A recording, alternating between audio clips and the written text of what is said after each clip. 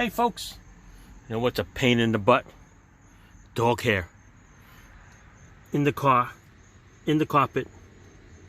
It's a pain in the butt to vacuum with a regular vacuum. But you know what works best? A Wet Vac. Invest in a Wet Vac. It's very strong. It's almost like the vacuum that you see in a car wash. Except you don't have that big, bulky hose.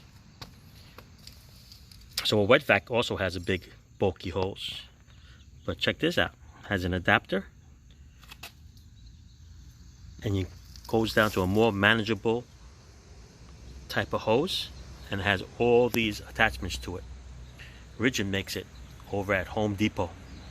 Comes with all those attachments. Makes it a lot easier to handle compared to the big hose. And it's just as strong. Okay? Works out great, as you can tell. Nobody likes to do this stuff, but it comes out much better. And you know what's even easier? If you pay somebody to do it, okay? Or if you don't have pets. But since you have pets, this is what we have to live with. Hair everywhere. All right. Ridgid makes a nice one. Wet Vac is the strongest. Thanks for watching.